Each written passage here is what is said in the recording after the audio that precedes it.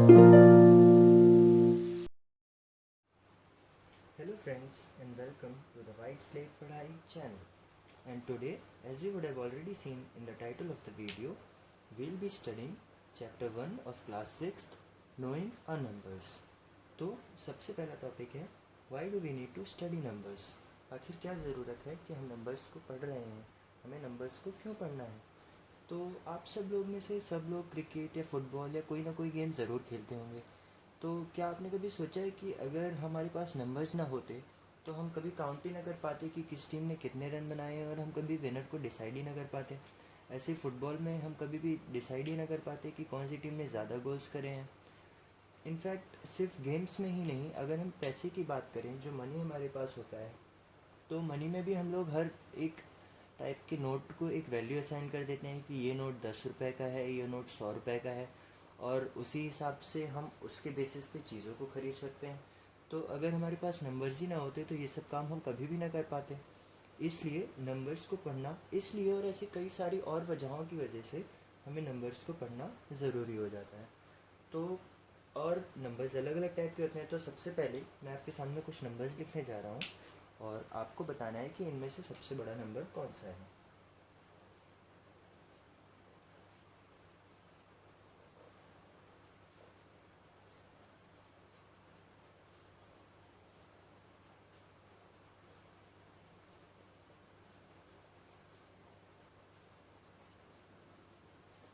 चलिए बताइए, इनमें से सबसे बड़ा नंबर कौन सा है।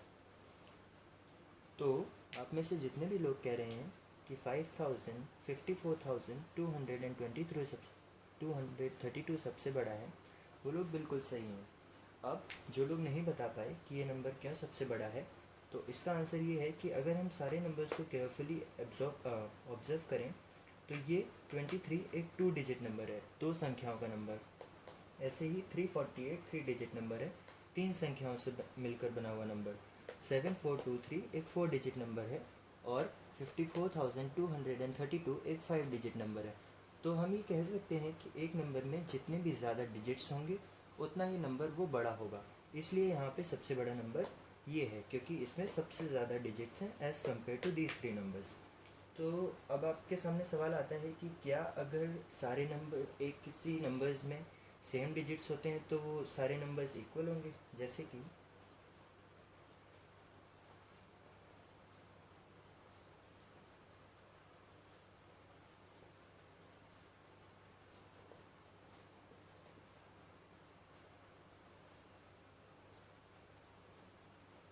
यहाँ पे मैंने 4 नंबर लिखे हैं, क्या ये चारों नंबर इक्वल हैं? क्योंकि इनमें तो सब में 4 डिजिट्स हैं, इसमें भी 4 डिजिट हैं, इसमें भी और इसमें भी 4 डिजिट हैं। तो आपका आंसर होगा बिल्कुल नहीं जी। इसमें से 5486 सबसे बड़ा है। और ये हमें कैसे पता चलता है? तो इसके लिए हम ये, जो भी हमारी फर्स्ट डिजिट होती है, जैसे इसमें 2 है, इस नंबर में 5 है, इस नंबर में 3 है और इस नंबर में 4 है। तो किसी भी नंबर में सपोज़ 4 डिजिट का कोई नंबर है, तो उसमें जो सबसे लेफ़्ट पे जो डिजिट होती है वो सबसे सिग्निफिकेंट डिजिट होती है, और यहाँ पे जो भी डिजिट सबसे बड़ी होगी उस नंबर को हम लोग सबसे बड़ा बोल देंगे। जैसे कि इन चारों नंबर्स में सबसे सिग्निफिकेंट डिजिट, मतलब कि लेफ़्ट पे जो डिजिट है, वो इस नंबर की सबसे बड़ी है 5। 5 बड़ा होता है ना 2, 3 और 4 से, तो ये नंबर सबसे बड़ा है। ऐसे ही 5 के बाद हम देखेंगे कि किस नंबर में सबसे बड़ी सिग्निफिकेंट डिजिट लेफ़्ट वाली कौन सी है। तो 4 सबसे बड़ी है, उसके बाद 3 सबसे बड़ी है और उसके बाद 2 सबसे बड़ी है। तो ये नंबर सबसे बड़ा हो गया और ये नंबर सबसे छोटा हो गया। तो ऐसे ही अगर सपोज़ यहाँ पे एक क्वेश्चन और लिखना हो।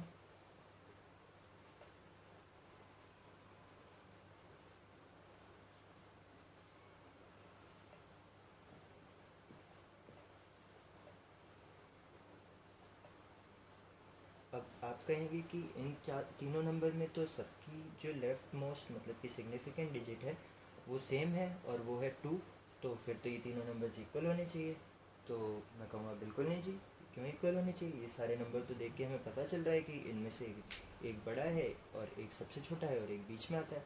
तो जब भी हमारी लेफ़्ट मोस्ट, मतलब कि सिग्निफिकेंट डिजिट सेम हो जाती है, तो हम उसके बाद वाली डिजिट देखते हैं। तो अब देखिए 2 के बाद इसमें क्या आ रहा है? 3, इसमें आ रहा है 6, इसमें आ रहा है 3। तो जो 6 है वो 3 और 3 से बड़ा है। तो ये नंबर हमारा सबसे बड़ा हो गया।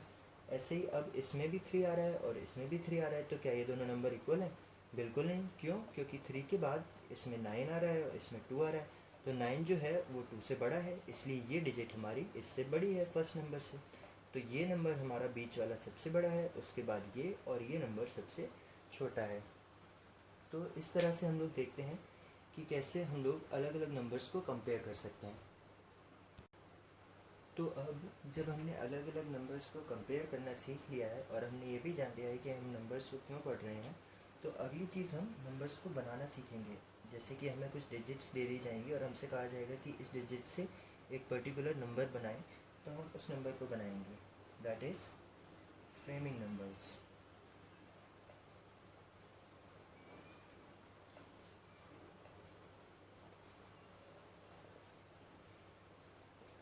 तो नंबर्स को फ्रेम करने से पहले मैं एक क्वेश्चन रखूँगा आपके सामने।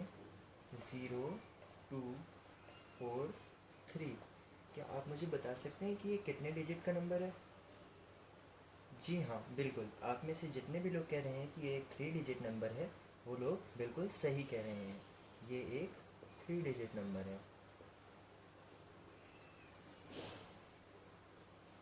अब आप में से कुछ लोगों को लगा होगा कि यहाँ पे तो 4 डिजिट्स लिखे हुए हैं, तो ये एक 4 डिजिट नंबर होना चाहिए।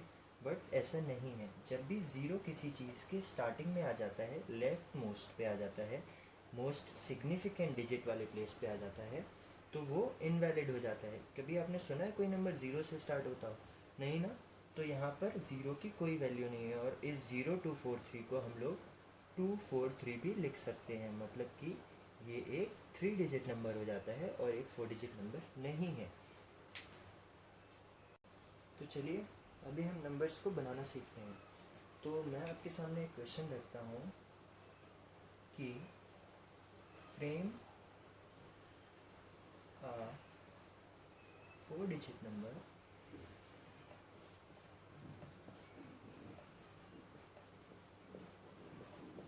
using the digits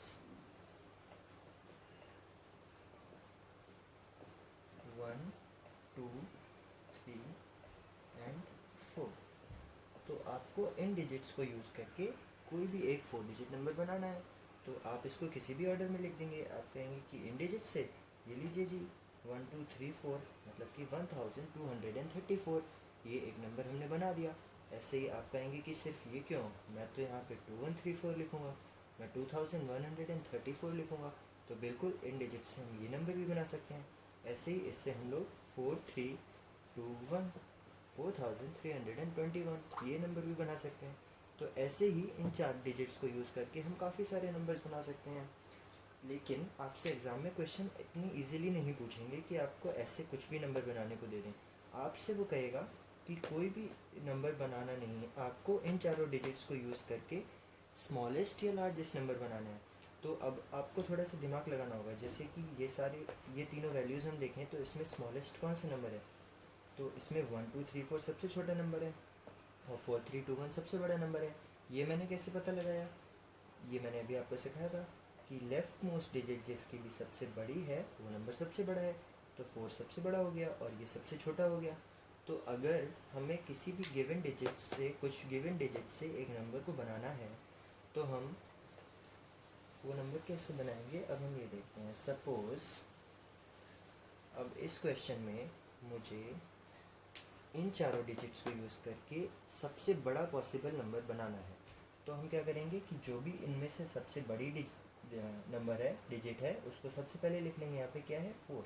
तो हम लोग 4 को सबसे पहले लिख लेंगे। उसके बाद इनमें से सबसे बड़ी क्या है? इनमें सबसे बड़ी 3 है, तो हम उसके बाद 3 लिख लेंगे। उसके बाद 2 सबसे बड़ी है, तो 2 लिख लेंगे।